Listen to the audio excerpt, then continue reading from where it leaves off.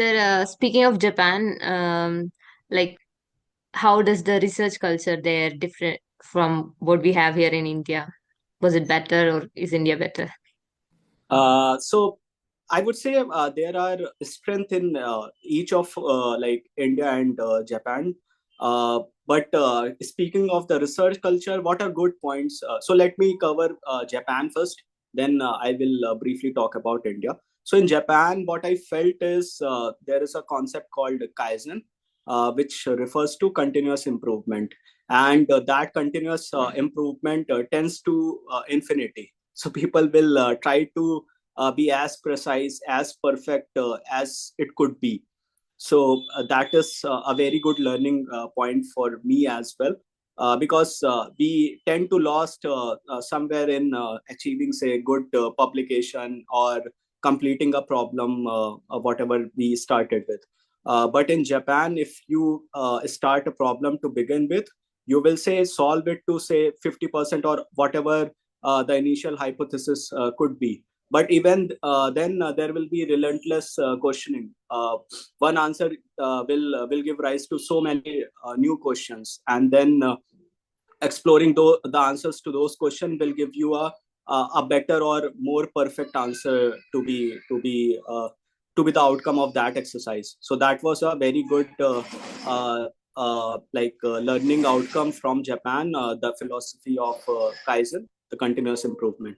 Now, speaking of India, what are we good at? So we are good at achieving some optimum outcome with, say, limited resources. So that is our strength. So in India, where I used to work, say in Calcutta for my PhD days, so we were having limited like resources. It could be the compute power, or it could be whatever like the software tools we were using for solving some of the problem. That were limited, but that limited resource will not limit your, say, theoretical exploration motivation. So we used to think of bigger question and try to see up to what level we can address them with whatever we were having that time. So that is our strength. So of course there are different approaches or the philosophies of research with their pros and cons, and we should learn from each other and should do whatever best we can. So that was a very insightful point that you mentioned. So, but we were also more curious about research culture in terms of like the country itself, like in terms of funding, in terms of how your PI is, or in terms of the social culture in the country. And Mhm. are there any challenges that you faced during your work or anything like that? If you can shed some light Yeah. on that. Right. So, okay. So the experience was, I mean, I would say it was the best experience. That was the first foreign country I visited. After which I went to a lot other places. And speaking of Japan, like everything is perfect there, I would say. So let me share one anecdote. So that was my first day in the office, and I was just going to the level F of lab 5 in OIST, and I entered a lift. And when the lift reached to the level F, uh, there was one Japanese guy who was holding the button of the lift so that everyone can just leave before he was leaving out of the lift. So that was the culture. And if you are, say, crossing a road, the car will stop at very far distance, and the driver will allow you to leave. Language was a kind of barrier, I would say, but still the people were so helpful. When I went for to open, say, my bank account, or went there for the residence certificate, if people are not able to understand, they will either speak in the sign language, or they will take away their mobile phone and use Google Translator and try their best to help you out. So and deserts in Japan are awesome. So there are a lot of good points, and I didn't feel any challenging part. apart from the language, but still the language is quite easy if you put effort to understand it. So I couldn't understand much of it in the starting few days, but some of the words I pick. And if I would have planned to stay in Japan for longer, I would have learned Japanese. There were free Japanese language learning courses offered in OIST, and there was a resource center also to address any of the administrative or technical challenges that we were having. So experience was awesome in Japan, and I would recommend anyone in India. There are a lot of internship that OIST offer, and other universities in Japan also they offer.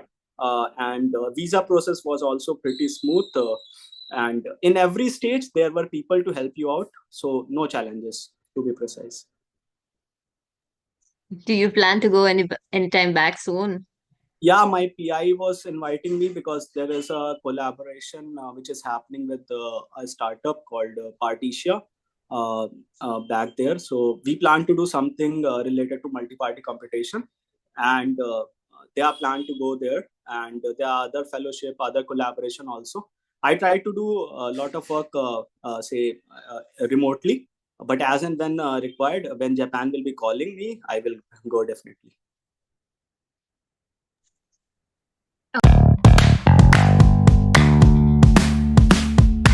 So much for answering this question, sir. So you mentioned something about OIST internships as well. Yeah. So do you have any idea when do they open throughout the year, and if any student, like if they want to apply for that, so maybe we can guide them. Yeah, And so usually I believe applications are called twice a year, and if not twice, definitely they call applications somewhere in May or June. Keep looking at the OIST web page, websites. and you can always write to their. So there's no department within OIST.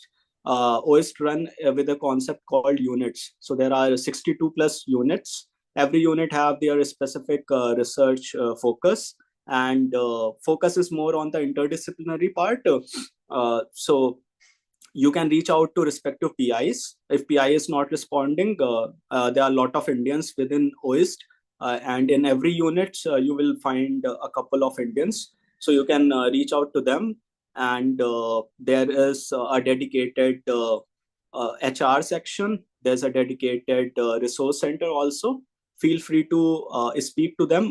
They will be willing to respond. So PI usually are quite busy, so I don't think that they will be promptly responding, but other admin people will be helping you out throughout your application process. Is it hard to get in, or is it an easy, it's like, what's the probability that you can get this internships? So if your purpose is clearly defined, if you are well motivated, and if you have good grades, which they feel that it will be good to support you, because they don't think about themselves. They usually think about a broader objective or a broader purpose. So if they feel that helping you can help broadly in say achieving a more broader scientific outcome, they will be willing to help you.